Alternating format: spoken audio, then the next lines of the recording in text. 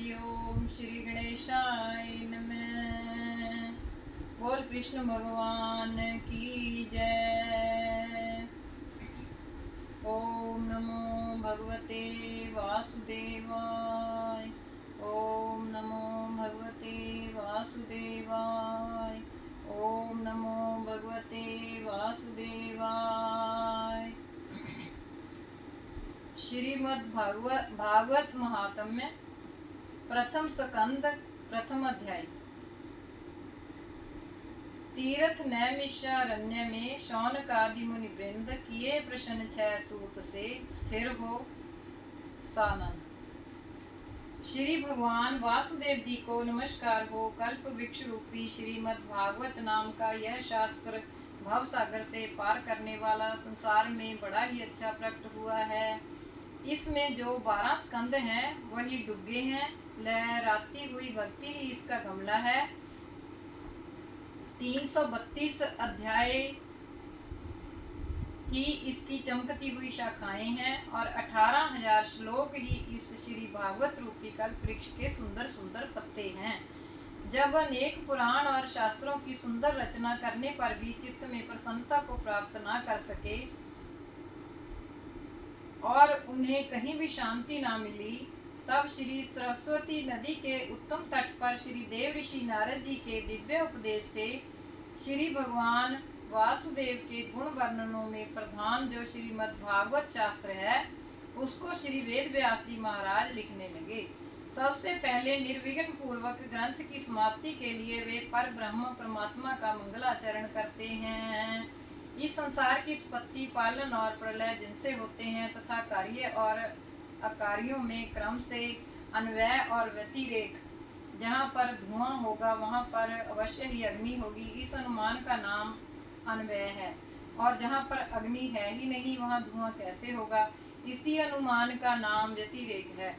इसी प्रकार यह भी अनुमान हो सकता है कि आकाश आदि कार्यों में परमेश्वर का सत्व स्वरूप अन्वय है और आकाश पुष्प आदि कार्यों में व्यतिरेक है से जो परमेश्वर का कारण स्वरूप है, अथवा जैसे मिट्टी और सोने की तरह कारण रूप और घड़ा तथा कुंडल की भांति कार्य रूप से जो रहता है, उसी प्रकार जो स्वतः सिद्ध ज्ञानवान है और जिनके बनाए हुए वेदों में बड़े बड़े ज्ञानी भी मोह को प्राप्त हो जाते हैं, उन वेदों को ब्रह्मा के लिए मन से ही जिन्होंने प्रकाशित किया है, तथा जिस तरह से तेज में जल की वृद्धि और जैसे मिट्टी में जल का भ्रम और कांच आदि में तेज का भ्रम, उसी प्रकार जिस भगवान के सत्स्वरूप में माया के गुण पंच महाभूत इंद्रिय देवता स्वरूप सृष्टि मिथ्या होती हुई भी सत्य जैसी प्रतीत होती है, और जिन्होंने अपने तेज से अज्ञानांधकार को दूर कर रखा है, सर्वज्ञ सत्स्वरूप परमेश्वर का अपने शिष्यों के सहित हम ध्यान करते हैं। इस समय श्रोतागणों की प्रवृत्ति के लिए कर्म ज्ञान देवता वर्णात्मक त्रिकांड विषयों और अन्य अन्य शास्त्रों से इस श्रीमद् भागवत की श्रेष्ठता कहते हैं। इस भागवत में दूसरों की उन्नति को चाहने वाले सज्जनों को फल इच्छा रहित केवल परमेश्वर का चिंतन लक्षण रूप परम धर्म बताया जाता है। इसमें परमार्थ भूत तीनों तापों को नाश करने वाली और कल्याण करने वाली वस्तु है, जिसे शुद्ध अंतःकरण वाले सज्जन ही जान सकते हैं। अन्य शास्त्रों के पढ़ने सुनने तथा मनन करने से परमात्मा विलंब से हृदय में आरूढ़ होते हैं, परंतु इस श्रीमद् भागवत शास्त्र को सुनने की इच्छा वाले पुण्य आत्माओं द्वारा परमात्मा शीघ्र ही हृदय में आकर विराजमान हो जाते हैं। इसलिए इस श्रीमद् भागवत को अवश्य ही सुनना चाहिए।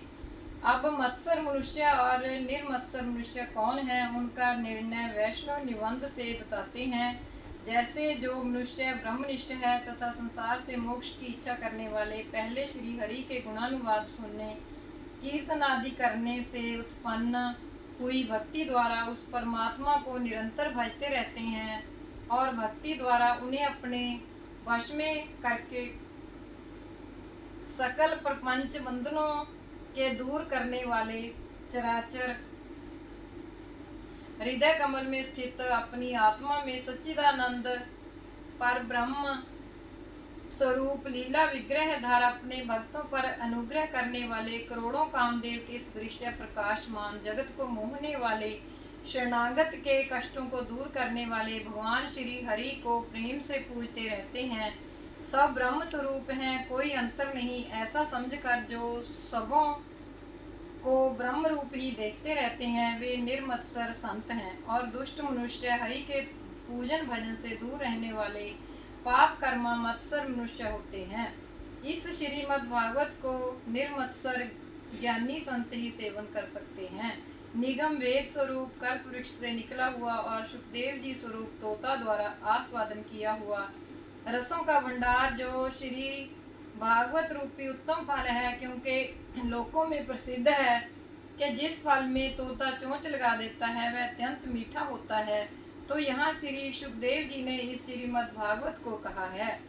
अतः सुखदेव का अर्थ तोता इनके द्वारा मुख लगा दिया है। इससे ही इस शास्त्र में मधुरता है। अतः ऐसे उत्तम तत्व रूपी रस भागवत को हे भावयुक्त रसज्ञों आप बारंबार पियो और इसकी उत्तम कथा को मरण पर्यंत सुनो। इस प्रकार से 3 श्लोक द्वारा श्रोतागणों को सन्मुख करके और कथा में श्रद्धा उत्पन्न हुई देखकर आगे श्री भागवत शास्त्र को सुनाने लगे। एक समय ऋषिगण श्री ब्रह्मलोक में ब्रह्मा जी से पूछने लगे कि हे पितामह, हमारे लिए तपस्या करने के योग्य कोई उत्तम स्थान बताइए, कौन सा है। जब ब्रह्मा जी ने उन ऋषियों के ऐसे वचन सुने तब शीघ्र ही उन्होंने एक मनोमय चक्कर बनाया और सब ऋषियों ने कहा कि देखो, मैं इस मनोमय चक्कर को छोड़ता हूँ, जहाँ पर इसकी नेमी रुक जाए वही देश तप करने के लिए शुभ होगा। ऐसा कहकर शिव को प्रणाम करके ब्रह्मा जी ने उस उत्पन्न किए हुए चक्कर को छोड़ा। तब वे ऋषिगण भी ब्रह्मा को प्रणाम करके उस चक्कर के पीछे पीछे चलने लगे। जहाँ उस चक्कर की नेमी क्षीर्ण हुई वहीं से उस वन का नाम श्री नैमिषारण्य हो गया। ऐसे श्री नैमिषारण्य नामक विष्णु क्षेत्र में शौनकादि ऋषिगण श्री हरि भगवान की प्राप्ति के लिए 1000 संवत्सरों में सिद्ध होवे ऐसा एक महान यज्ञ प्रारंभ करने लगे। उस श्री नैमिषारण्य क्षेत्र में वे शौनकादिक ऋषिगण एक दिन प्रातः काल में अग्नि में होम करके अपने आसन पर बैठे हुए श्री रोमहर्षण के पुत्र सूत जी से विनय पूर्वक उनके पास आकर पूछने लगे। ऋषिगण बोले, हे महामती सूत जी, आपने सर्वज्ञ श्री वेद व्यास जी से इतिहास, पुराण, धर्मशास्त्र आदि सभी पढ़ा सुना है तथा हे सौम्य, तुम उनकी परम कृपा से सब यथार्थ रूप से जानते हो, क्योंकि प्रिय शिष्य को गुरु गुप्त रहस्य भी बता देते हैं, कोई भी छिपाव नहीं करते। इसलिए हे सर्वज्ञ, आप संपूर्ण शास्त्र में से मनुष्यों का कल्याण जहाँ जो निश्चय होवे वही कृपा करके हमारे लिए बताइए, क्योंकि कलियुग के मनुष्य आलसी, थोड़ी आयु वाले, अल्प बुद्धि वाले और अनेक रोगादिकों से पीड़ित हैं। हे साधो, सुनने योग्य तो बहुत शास्त्र हैं, तब भी जहाँ जहाँ जो सार हो वह अपनी बुद्धि से संक्षेप करके हमारे लिए कहो, जिससे हमारी आत्मा प्रसन्न हो और भगवान पर ब्रह्म में प्रेम बना रहे। हे सूत, तुम्हारा कल्याण हो। जिसलिए भगवान विष्णु माता देवकी के उदर से वसुदेव के पुत्र हुए वह तुम जानते हो, उनके परम पवित्र चरित्र आप हमारे लिए कहिए। जिन भगवान का अवतार प्राणियों के कल्याण के लिए तथा वैभव के लिए ही सर्वदा होता रहता है, जिन भगवान के नाम स्मरण करने से मनुष्य संसार के बंधन से छूट जाता है, जिनके नाम से यमराज भी भय प्राप्त करता है, जिन भगवान के पाद पद्मों का मनुष्य सहारा लेकर जीवन मुक्त हो जाता है और मुनिगण चरण कमलों के दर्शन मात्र से ही पवित्र हो जाते हैं तथा परम पद को प्राप्त होते हैं। श्री गंगा जी का जल तो बहुत समय तक सेवन करने से पवित्र करता है। बड़े बड़े महात्मा भी भगवान के उत्तम कर्मों की स्तुति करके कलियुग के मलों को धो डालते हैं। ऐसे उन भगवान के उत्तम चरित्रों को अंतःकरण की शुद्धि चाहने वाला ऐसा कौन मनुष्य है जो नहीं सुनेगा, अर्थात सभी सुनेंगे।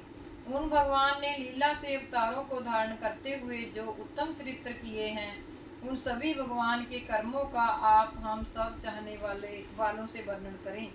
और हे श्रीमन, ईश्वर ने अपनी माया से मत्स्य आदि अवतार धारण किए थे, वह कथा भी कहो। भगवान के चरित्रों से हम तो कभी भी तृप्त नहीं हो सकते। उनके पराक्रम सुनते हुए रसज्ञ श्रोतागणों को पद पद में मधुर रस टपकाता रहता है। कपट से ही मानुष रूप भगवान केशव ने बलराम के साथ संसार में जो जो चरित्र किए, जिनको संसार में कोई और नहीं कर सकता, उनका स्पष्ट हमसे वर्णन कीजिए। हे सूत जी, संसार के अन्य कर्मों में आसक्त मनुष्य कथा श्रवण का अवकाश कहाँ प्राप्त कर सकता है, वह बताइए। कलियुग को आया हुआ जानकर इस वैष्णव हरि क्षेत्र नैमिषारण्य में दीर्घ यज्ञ के बहाने से श्री हरि की उत्तम कथा सुनने की इच्छा वाले जो हम निरंतर बैठे हुए हैं, अहो मनुष्यों के सत्व को हरने वाले, दुस्तर कलियुग से तरने की इच्छा करने वाले, हमारे लिए आप विधाता ने दिखाए हो। जिस तरह से मनुष्यों को समुद्र तरने के लिए मल्लाह होता है, ब्राह्मण रक्षक, धर्म रक्षक योगेश्वर श्री कृष्णचंद्र जी के इस समय अपने धाम को चले जाने पर धर्म किसकी शरण में गया? हे सूत जी, हमारे कहे गए इन 6 प्रश्नों का आप स्पष्ट उत्तर दीजिए। इस कली काल में भगवान का कीर्तन और उनकी कथाओं का सुनना ही परम साधन है। बोल कृष्ण भगवान की जय। ओम नमो भगवते वासुदेवाय। ओम नमो भगवते वासुदेवाय। ओम नमो भगवते वासुदेवाय। बोल श्री कृष्ण भगवान की जय।